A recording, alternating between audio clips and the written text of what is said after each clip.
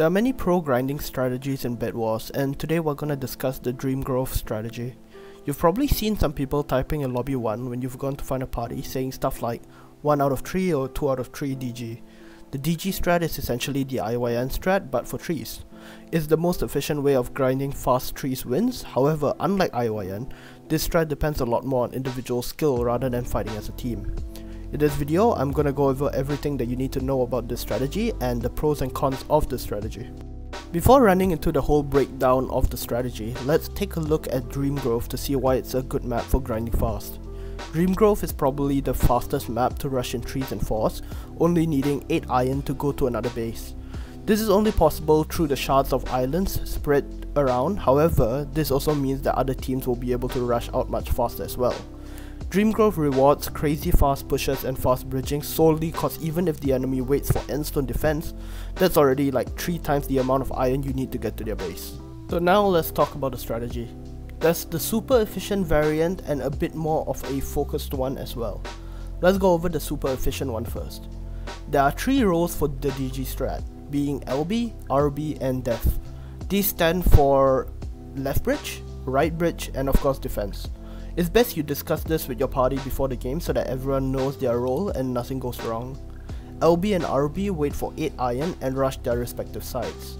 You can also wait for 12 iron, but you will be slightly slower, though you now have extra blocks for height or to fight anyone you might encounter on your first rush. At this point it's quite simple, rush and bridge fast to the enemy base and break the bed and wipe the team. This is the main reason why DG is a very individual skill based strategy. Each member has to be good in their own right to make the strategy work smoothly, as you'll often be 1v3ing the enemy team. Now let's go back to the defender.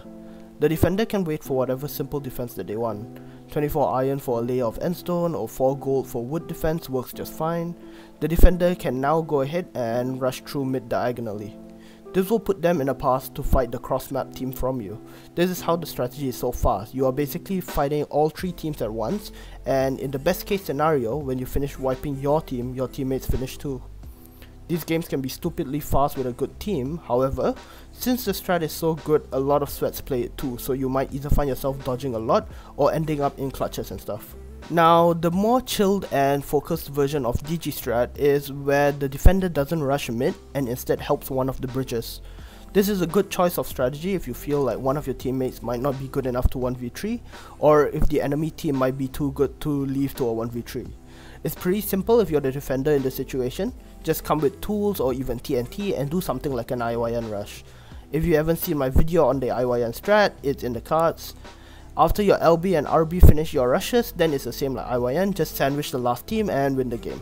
Now, what are the pros and cons of the strat? The pros are that it's stupidly fast, it gives a very balanced amount of finals and bits for each member of the team, and it also rewards skilled players. The cons are that it's super reliant on individual skill, cause if one person messes up a pressure fight, then basically your bid is gone. Next thing is there are long queue times because you will probably be dodging a lot of other sweat parties, and getting third partied in fights is quite common since people can essentially go wherever they want without much bridging. And yeah, that's basically all you need to know to start winning trees games crazy fast. This strat definitely isn't for me, but it's been proven that it's a really efficient farming method for those really good players. Hope you guys win your games and grind those win streaks, and I'll see you guys in the next one. Thanks for watching.